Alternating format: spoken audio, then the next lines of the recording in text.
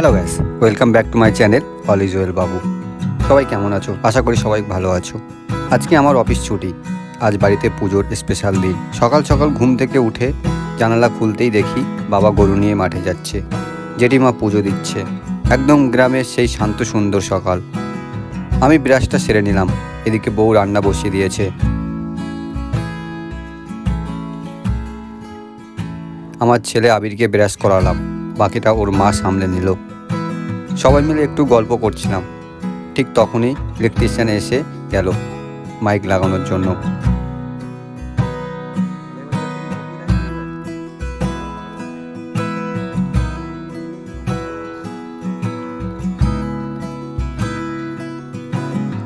তারপর চা আর গরম গরম আটার বড়া সবাই মিলে খেয়ে নিলাম। তো তোমরা জানো আমার একটা ছোট্ট ফাস্টফুড কার্ট আছে, এবিআর কিচেন। গ্যাসের সমস্যার জন্য অনেকদিন দোকান খোলা হয়নি, তাই আজকে ভাবলাম পুরোটা পরিষ্কার করে ফেলি। একাই ধুলো ময়লা পরিষ্কার করলাম।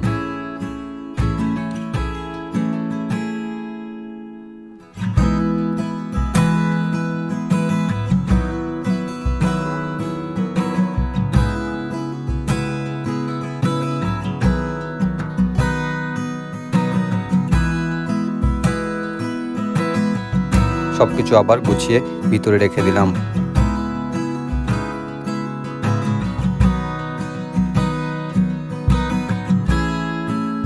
পুরনো তালায় জং পড়ে গেছিল, লাগাতে প্রবলেম হচ্ছিল, সেটাতেও একটু তেল দিয়ে ঠিক করে নিলাম।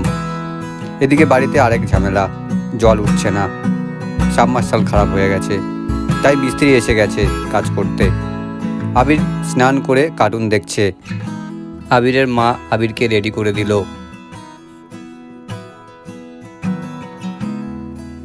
আমিও রেডি হয়ে ফিতেটা নিয়ে নিচে গেলাম।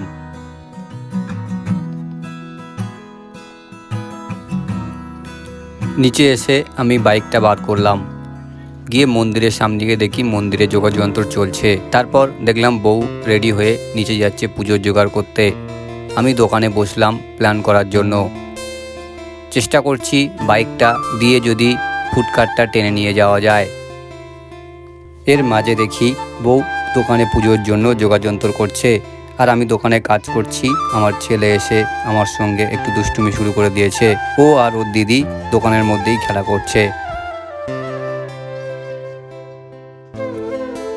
অনেকক্ষণ ধরে বুদ্ধি খাটিয়ে একটু প্ল্যান বার করে তারপর বাইকটা নিয়ে গাড়ির সাথে লাগিয়ে একটু মাপামাপি করলাম। দেখলাম যে প্ল্যানটা করছি, প্ল্যানটা সাকসেসফুল হবে কি না।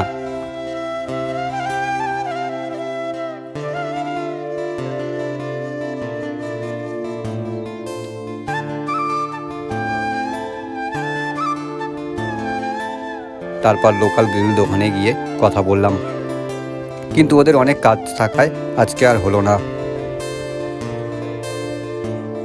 ওখান থেকে আরেকটা দোকানে গেলাম, সেটাও বন্ধ, তাই শেষমেশ বাড়ি ফিরে এলাম।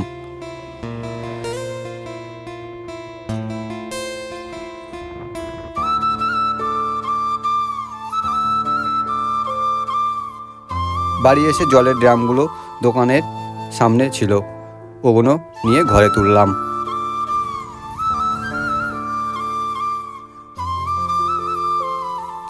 দোকানে পুজোর জন্য সব সরঞ্জাম একদম গোছানো হয়ে গেছে, শুধু ব্রাহ্মণ আসার অপেক্ষায়। মন্দিরেও একই রকমভাবে সব রেডি, শুধু ব্রাহ্মণ আসলেই পুজো শুরু হয়ে যাবে। তারপর দোকানের সামনে দুটো কলা গাছ লাগালাম, আর মন্দিরেও একইভাবে সাজিয়ে দিলাম। এদিকে বাড়িতে পুজোর প্রস্তুতি চলছে, সবাই ব্যস্ত।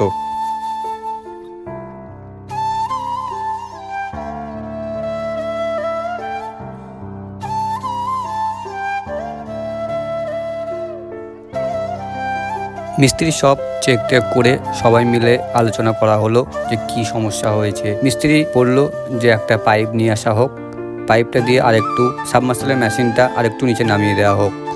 তাই আমি আর আমার ভাই দুজনে মিলে চলে গেলাম আমরা পাইপের দোকানে।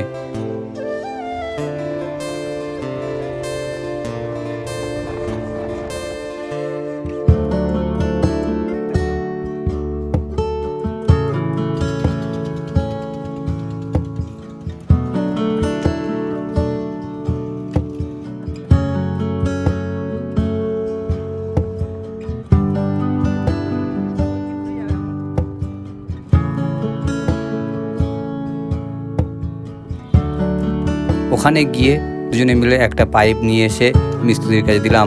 মিস্ত্রিরা আবার কাজ শুরু করে দিল।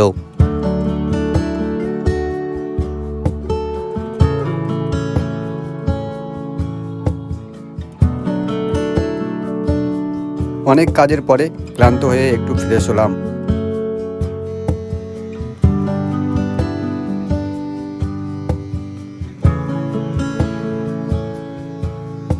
দাড়ি কেটে স্নান সেরে ঠাকুরকে পুজো দিয়ে দিলাম। তারপর একটু হনুমান চল্লিশাও পড়লাম। এটা আমার প্রতিদিনের নিয়ম। আমি ভাত খাবো না ভাবছিলাম, কাজে একটু ব্যস্ত ছিলাম, কিন্তু বউ জোর করে খাইয়ে দিল। এরপর শুরু হলো দোকানের পুজো। ব্রাহ্মণ এসে পুজো করলেন।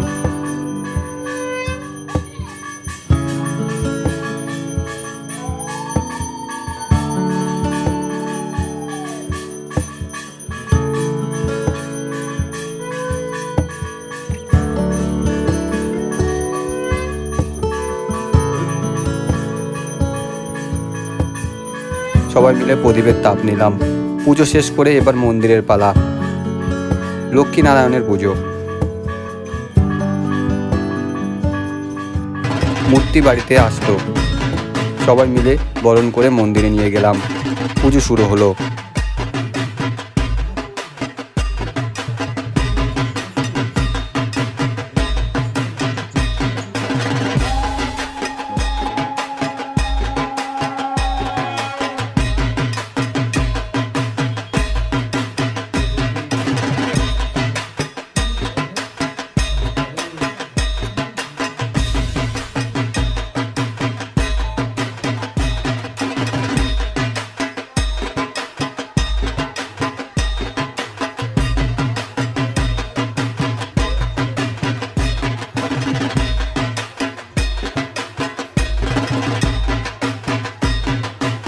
আমি ঢাক বাজালাম আর আমার ছেলে কাঁসর বাজাচ্ছে।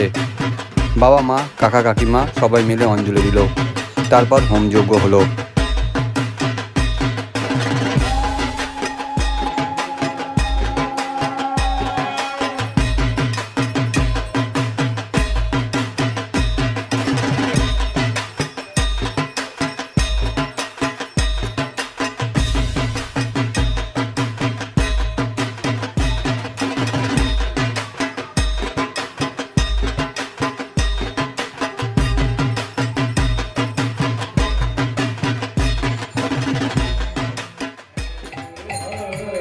সন্ধ্যায় শুরু হলো হরিনাম।